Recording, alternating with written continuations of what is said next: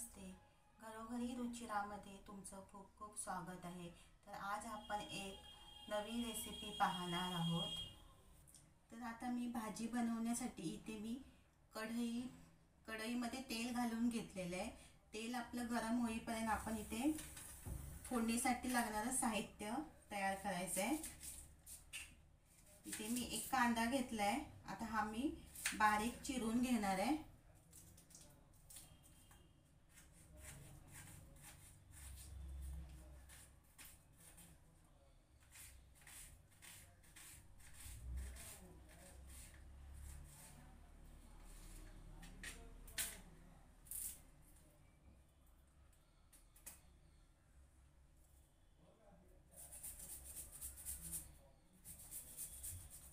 आणि इथे मी आलं लसूण पण घेतली आहे. ती पण मी बारीक अशी किसून घेते आहे. जर तुमच्याकडे आलं लसूणची पेस्ट असेल तर ती घातली तरी चालेल.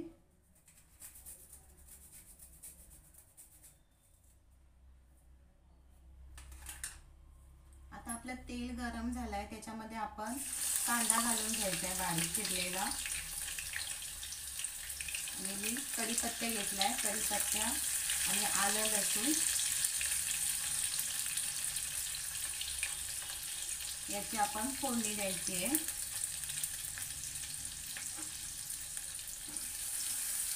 फोडणी आपली चांगली तेलामध्ये परतून घ्यायची.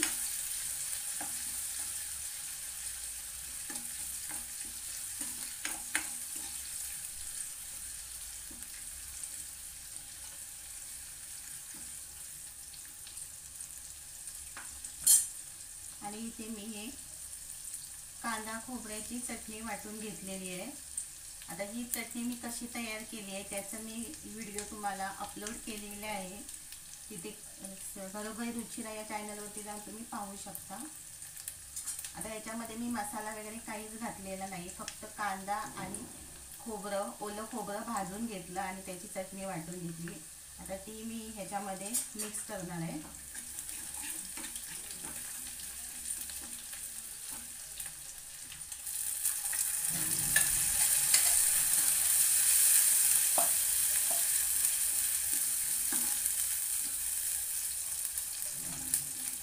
एकदम साध्या सोप्यामध्ये आपण ही भाजी तयार करणार आहोत. आणि पण मालवणी पद्धतीने म्हणजे याच्यामध्ये खोबरं मिक्स केलं जातं, म्हणून आम्ही त्याला मालवणी पद्धतीने असं म्हणतो. आता मी इथे हा घरगुती मसाला घेतला आहे, 1 चमचा, तो त्याच्यामध्ये घालायचा आहे. हा गरम मसाला आहे, मालवणी गरम मसाला. आता हा पण याच्यामध्ये आपण मिक्स करून घ्यायचा. चटणी चांगली तेलामध्ये परतून घ्यायची.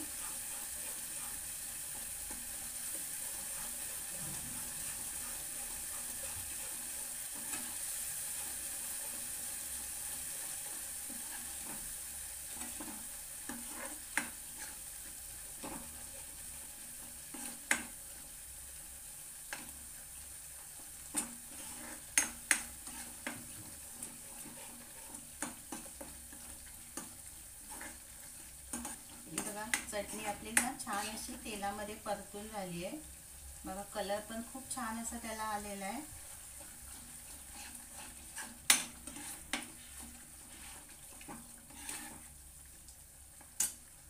आता मी याच्यामध्ये ना थोडंसं मीठ घालणार आहे.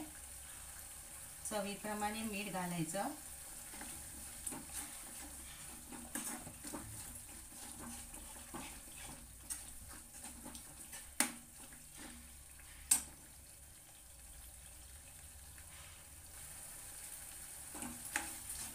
आता आपण भाजी कशाची बनवणार आहे ते तुम्हाला सांगते. इथे मी एका कुकरमध्ये ना पहिल्यांदा हिरवे वाटाणे उकडून घेतले आहेत. मी डायरेक्ट कुकरमध्येच करणार होती भाजी, पण तुम्हाला मी दाखवायची होती त्यामुळे मी कुकरमध्ये पहिले हे 2 शिट्ट्या काढून घेतल्या हिरव्या वाटाण्याचे. जास्त शिट्ट्या काढायचे नाही, तर काय होतं हिरवे वाटाणे किंवा सफेद वाटाणे काही असेल तर ते जास्त शिजले जातात. त्यामुळे 2 किंवा 1च शिट्टी काढून फोडणीला द्यायचं आहे. हे बघा इथे मी चांगले उकळून घेतले.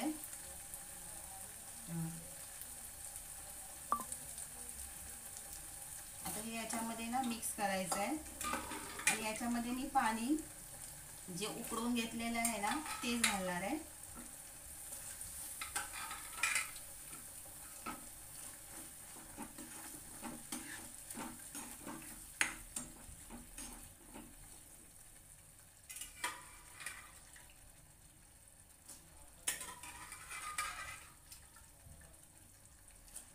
कांदा खोबऱ्याची भाजी, सुकी भाजी किंवा उसळ खूप छान अशी होते.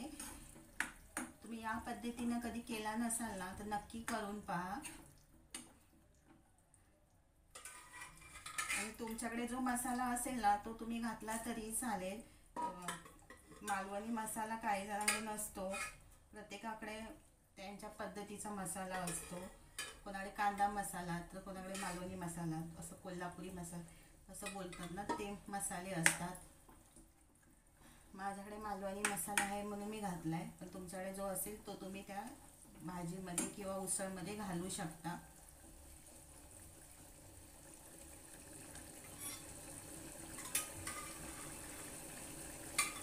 आणि याच्यामध्ये ना शक्यतो गरम पाणीच यूज करायचं, थंड पाणी भाजीमध्ये घालायचं नाही आहे.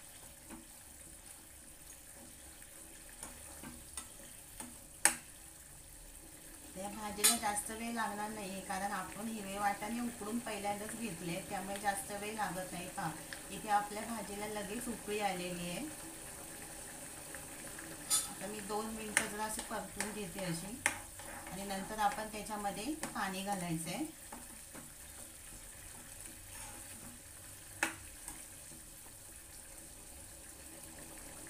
यातले थोडे वाटाणे जरी मिक्सरला लावले ना चटणी सोबत तरी चालतात. चटणीमध्ये लावून घ्यायचे.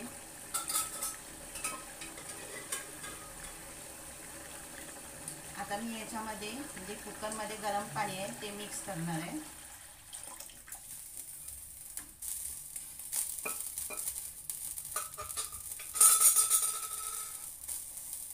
जेवढं तुम्हाला पातळ घट्ट किती पाहिजे असेल आमटी तेवढी तुम्ही पाणी ठेवायचं आहे, जास्त पण पातळ करायचं नाहीये. हे बघा खूप छान अशी ना आपली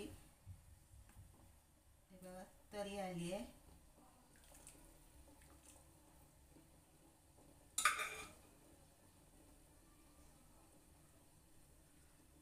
आपल्या मिक्सरच्या भांड्यामध्ये पण जी चटणी राहिलेली असते ना ते पण पाणी धुवून असं घालायचं आहे त्याच्यामध्ये.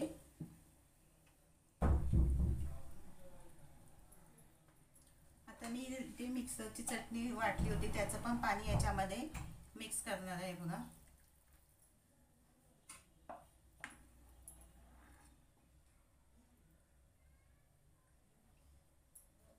आता 5 मिनिटं आपण याला उकळ काढून घ्यायची आहे. 5 मिनिटं असंच ठेवायचं गॅसवरती.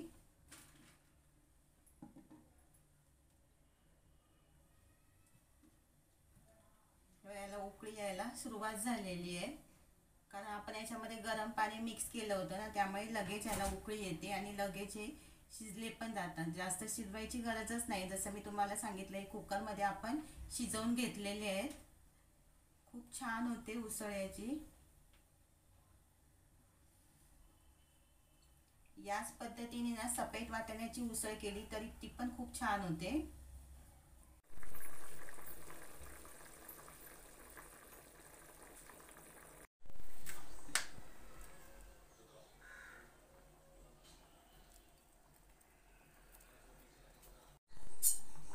इथे आता तुम्ही पाहू शकता आपली ना उसळ खूप छान अशी तयार झाली आहे. तुम्हाला ही रेसिपी कशी वाटली ना ती कमेंट करून सांगा, आणि आवडली तर लाईक, शेअर आणि सबस्क्राईब करायला विसरू नका.